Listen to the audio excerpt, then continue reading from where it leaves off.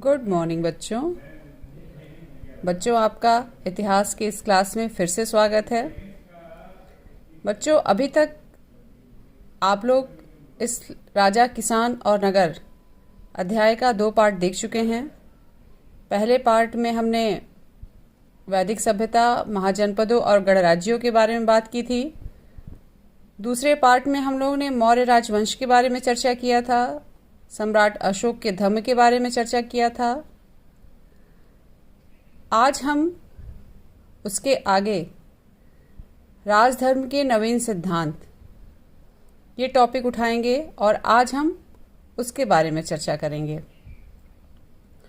जिस समय उत्तर भारत में सम्राट अशोक का शासनकाल चल रहा था या मौर्य वंश के राजाओं का शासनकाल चल रहा था, ठीक उसी समय दक्षिण भारत में तमिलनाडु, आंध्र प्रदेश और केरल के इन हिस्सों में चोल, चेर और पांड्य जैसे राजवंशों का उदय हुआ था। इन राजवंशों के शासकों के लिए एक शब्द का इस्तेमाल किया गया था, सरदार और सरदारी। इस शब्द की व्याख्या करते समय ये ध्यान देने वाली बात है कि सरदार संभवतः शक्तिशाली व्यक्ति होता होगा और उसका पद वंशानुगत भी हो सकता है और नहीं भी। और सरदार जो है विशेषतः युद्ध का नेतृत्व किया करते होंगे और विवादों को सुलझाने में मध्यस्थता की भूमिका निभाते होंगे। तो बच्चों, ये इस तरह हो गई दक्षिण भारत की बात। अब हमारा अगला टॉपिक है दैवीय राजा। दैविक राजा बच्चों, आपके समझने के लिए मैं ये बताना चाहूँगी कि लगभग प्रथम शताब्दी ईसा पूर्व से प्रथम शताब्दी ईसवी तक जितने भी शासक हुए, उन्होंने अपनी स्थिति को सुदृढ़ करने के लिए या प्रजा में अपनी एक छवि बनाने के लिए स्वयं को विभिन्न देवी देवताओं से जोड़ा था। इसके कई उदाहरण भी है। आपके इतिहास को आप उठाकर देखेंगी तो ऐसे कई वंश मिले हैं जहाँ के शासकों ने इस तरह की उपाधियां धारण की हुई थी। इसमें सबसे पहले उल्लेखनीय है कुषाण वंश। कुषाण वंश का सबसे प्रसिद्ध शासक कनिष्क था। कनिष्क ने अपने नाम के आगे देवपुत्र नाम की उपाधि लगाई हुई थी। उसके बाद के भी कई शासकों ने अपने नाम के आगे देवपुत्र शब्द का प्रयोग किया हुआ था। उत्तर प्रदेश के मथुरा जिले में मांट नामक स्थान पर कुषाण शासकों की बहुत लंबी लंबी या ऊंची ऊंची प्रतिमाएं, विशालकाय प्रतिमाएं मिली हैं और उन प्रतिमाओं पर उन राजाओं के नाम उनकी उपाधियों के साथ उत्कीर्ण हैं। कुषाण वंश के जो कुछ सिक्के भी प्राप्त हुए हैं, उन सिक्कों के पृष्ठभाग पर भी उन्होंने अपनी उपाधियों को उत्कीर्ण कराया है। एक तरफ अपना नाम और दूसरी तरफ संबंधित देवी देवता का चित्र भी उत्कीर्ण कराया है। इसका उदाहरण आपकी बुक में भी दिया गया है, आप इसे ध्यान से देखिए। अगर आप इसे देख रही होंगी तो आप समझ जाएंगे कि इन्होंने अपनी उपाधियों के साथ साथ देवी देवताओं का चित्रांकन भी सिक्कों पर कराया हुआ है। इनके अलावा भी गुप्त वंश के शासकों ने भी अपने सिक्कों पर या अपने अभिलेखों में उपाधियां धारण की है। जैसे समुद्रगुप्त की प्रयाग प्रशस्ति में भी समुद्रगुप्त को कुबेर, वरुण, इंद्र व यम के समान शक्तिशाली बताया गया है। समुद्रगुप्त की प्रयाग प्रशस्ति भारतीय इतिहास में मील का पत्थर है। यह हमारे पड़ोसी जनपद प्रयागराज में स्थित है। संभवतः आप लोग में से बहुत लोग प्रयागराज गए होंगे और शायद देखा भी होगा। इस तरह से इन्होंने, राजाओं ने अपने आप को दैवीय उपाधियों से विभूषित किया हुआ था। अब हमारा अगला टॉपिक है ग्रामीण क्षेत्रों में परिवर्तन, यानी बदलता हुआ देहात।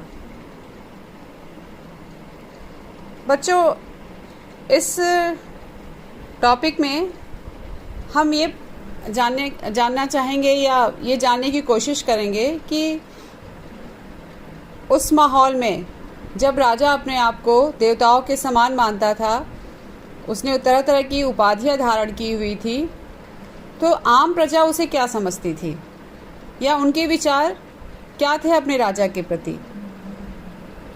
क्योंकि हर राजा का अपनी प्रजा के साथ एक अलग तरह का संबंध था। कहीं पर राजा बहुत अच्छे थे जो अपनी प्रजा का पूरा ध्यान रखते थे, और कहीं कहीं के राजा अपवाद स्वरूप में बहुत ही अत्याचारी। तो इस टॉपिक में हम उसी के बारे में चर्चा करेंगे। ज़्यादातर राजा कृषि कार्य के प्रति बहुत रुचि लेते थे। उस समय खेतों में जुताई के लिए लोहे के फाल और हलों का प्रयोग किया जाता था। इनके माध्यम से खेतों को जुताई करके उनको उपजाऊ बनाने की कोशिश की जाती थी। उपज बढ़ाने के लिए कुओं, तालाबों और नहरों का प्रयोग सिंचाई के लिए भी किया जाता था। कुछ राजाओं ने इसे अपने अभिलेख में भी उत्कीर्ण कराया है, जैसे उन्होंने नहरों की व्यवस्था की या सिंचाई के लिए जलाशयों का निर्माण कराया। इसमें सबसे बेहतरीन उदाहरण शक शासक रुद्रदामन का है, जिन्होंने अपने गिरनार अभिलेख में सुदर्शन झील के पुनर्निर्माण की बात उत्कीर्ण कराई है। इस अभिलेख में कहा गया है कि जल द्वारों और तटबंधों वाली इस झील का निर्माण मौर्य काल में एक स्थानीय राज्यपाल द्वारा किया गया था। वो स्थानीय राज्यपाल कौन था? शक शासक रुद्रदामन।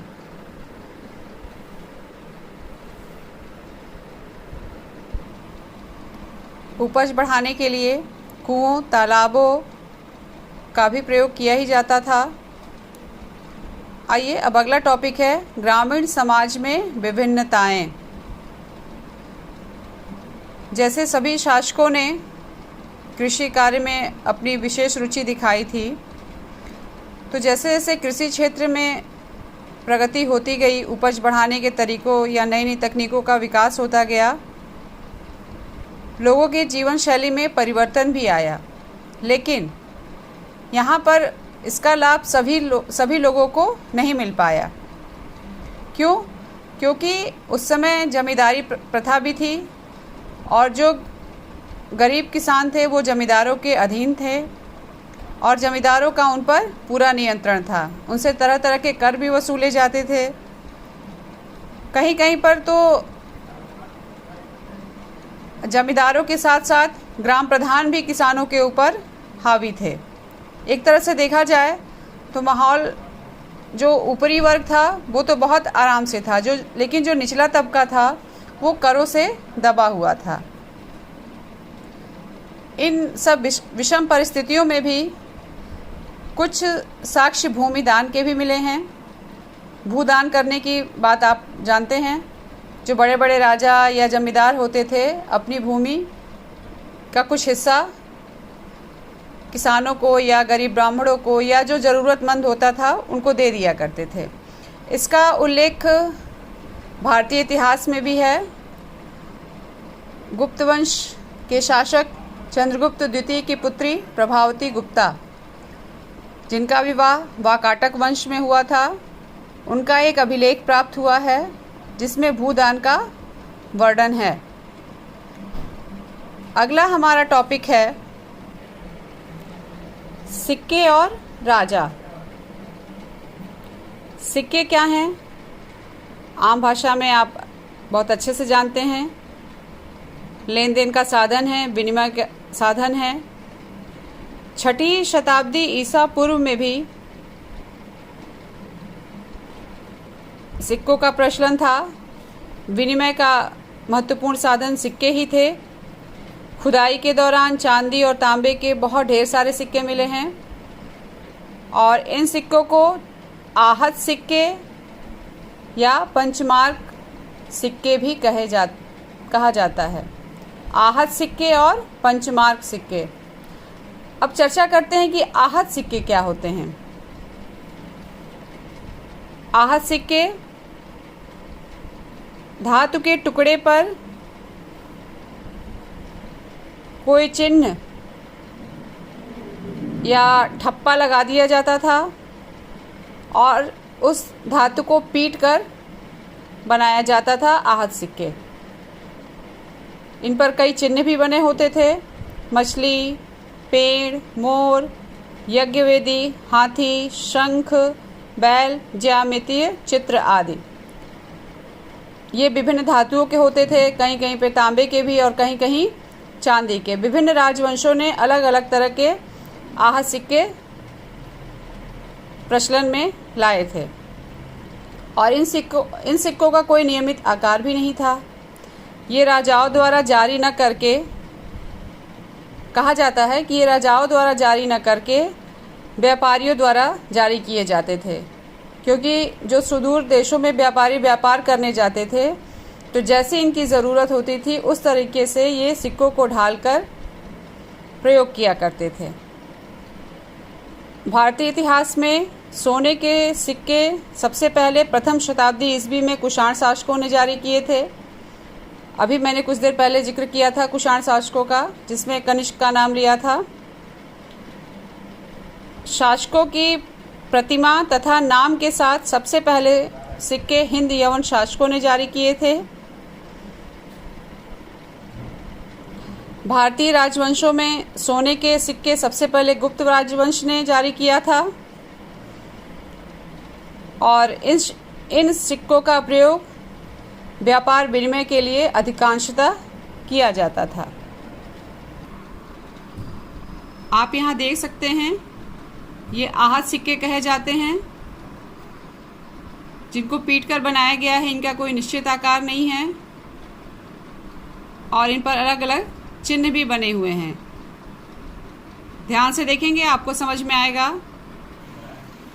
ये सोने के सिक्के हैं जो गुप्त राजवंश के समय प्रचलित थे। इन पर भी चित्र बने हुए हैं और इन्हें भी पीट कर या ठप्पा लगाकर ही बनाया गया है।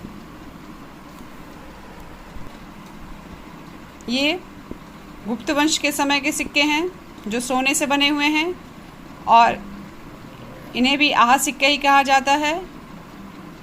इस पर कई तरह के चित्र भी बने हुए हैं। ध्यान से देखेंगे आपको समझ में आएगा और आपकी बुक में भी दिया हुआ है।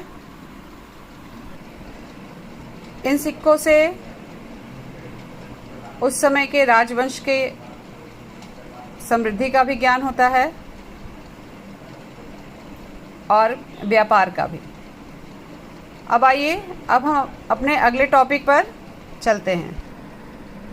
अगला हमारा टॉपिक है अभिलेख। बच्चों, जब मैं पहला लेसन पढ़ा रही थी तभी आपको बताया था कि अभिलेख क्या होते हैं। अभिलेख पत्थर, धातु या अन्य किसी कठोर धातु पदार्थ पर किसी राजा द्वारा या किसी व्यक्ति द्वारा एक विज्ञप्ति के रूप में, प्रसार के रूप में या स्मृति के रूप में उत्कीर्ण कराए जाते थे। और सबसे पहले अभिलेख सम्राट अशोक का प्राप्त हुआ है भारतीय इतिहास में, जिससे मौर्य वंश की जानकारी भी मिलती है। अशोक का कलिंग विजय, उसकी जानकारी हमें अशोक के 13वें शिलालेख से होती है। इसके अलावा भी बहुत से अभिलेख प्राप्त हुए हैं। चलिए आइए हम चर्चा करते हैं कि अभिलेख क्या है। जो भी अभिलेख प्राप्त हुए हैं उन पर विभिन्न राजाओं की उपलब्धियों और उनके क्रियाकलापों का वर्णन है। अभी जैसे मैंने बताया था समुद्रगुप्त की प्रयाग प्रशस्ति, इस पर भी समुद्रगुप्त के विजयों का वर्णन है। समुद्रगुप्त की प्रयाग प्रशस्ति अभिलेख का किया निर्माण या उस पर लिखे श्लोकों की रचना महाकवि हरिशेन ने की थी, जो समुद्रगुप्त के दरबारी कवि थे। इन अभिलेखों पर दो तरह की लिपियां मिली हैं, एक है ब्राह्मी लिपि और एक खरोष्ठी लिपि। बच्चों, ये ब्राह्मी लिपि क्या है? अभी तक हम और आप देवनागरी लिपि में ही लिखते पढ़ते आए हैं। जैसे आप भारतीय इतिहास पढ़ेंगे उसमें आपको कुछ नई नई बातें पता चलेंगी। जैसे ये ब्राह्मी लिपि क्या है और इसका देवनागरी लिपि से क्या संबंध है। मैंने देखिए यहाँ पर एक चित्र बनाया हुआ है ब्राह्मी लिपि के कुछ अक्षर हैं और देवनागरी लिपि के। इसमें देखिए ब्राह्मी लिपि में क कैसे बना है, देवनागरी लिपि में कैसे बना है, च, ढ, द, म। ये कुछ अक्षर हैं जो ब्राह्मी लिपि में ऐसे लिखे जाते थे और देवनागरी लिपि में ऐसे लिखे जाते थे। सम्राट अशोक का ये एक अभिलेख है जिस पर ब्राह्मी लिपि में कुछ लिखा गया है। संभवतः आप लोग ध्यान से देखिए, एक अलग भाषा है जिसका इसमें वर्णन किया गया है।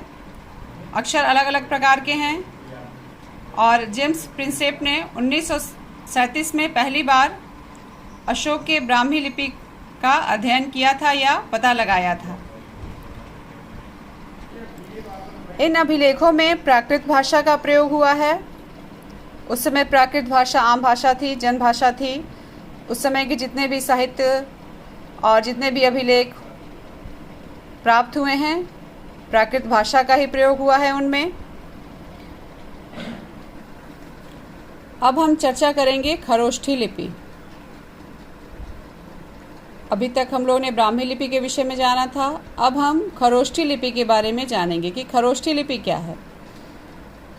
पश्चिमोत्तर भारत, जो भारत का उत्तर पश्चिमी हिस्सा है, वहाँ से जो अभिलेख प्राप्त हुए हैं उनमें खरोष्ठी लिपि का प्रयोग हुआ है। कुछ सिक्के भी प्राप्त हुए हैं हिंद यवन शासकों के, जिन पर खरोष्ठी लिपि में ही संदेश लिखा हुआ है या जो भी उन्होंने मैसेज दिया है अपनी प्रजा को, वो खरोष्ठी लिपि में ही लिखा हुआ है।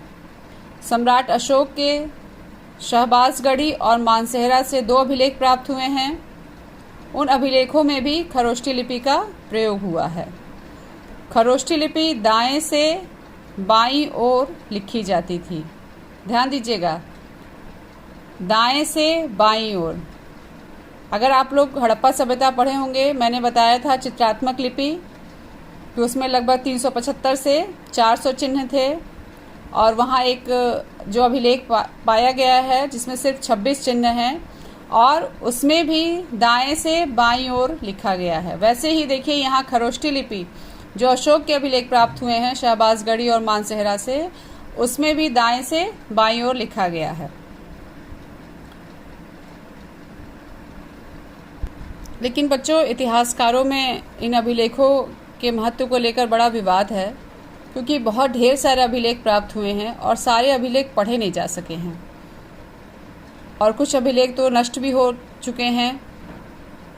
तो इतिहासकारों का ये मानना है कि क्या उन अभिलेखों में जितने भी हमें संदेश पढ़ने को मिलते हैं, क्या वे उस समय की वास्तविकता को दर्शाते हैं? क्योंकि हो सकता है कि कवि जो है राजा की प्रशंसा करने के लिए अतिशयोक्त रूप में कुछ लिखता पढ़ता हो। फिलहाल आपके लेसन में इतना ही था और यहाँ पर आके आपका लेसन समाप्त होता है। मैं उम्मीद करती हूँ कि आपको ये लेसन समझ में आया होगा। तीनों पार्ट एक साथ देखेंगी और मैंने अपनी तरफ से पूरी कोशिश की है कि आपको टॉपिक समझ में आ जाए। एक एक टॉपिक को मैंने बहुत डिटेल में जाकर क्लियर किया है। अगर इसमें कहीं आपको दिक्कत आती है, आप अपना प्रश्न पूछने के लिए स्वतंत्र हैं, आप तुरंत प्रश्न पूछिए। लेकिन पहले तीनों पार्ट ध्यान से देख लीजिए, आपको पूरा लेसन समझ में आ जाएगा। धन्यवाद।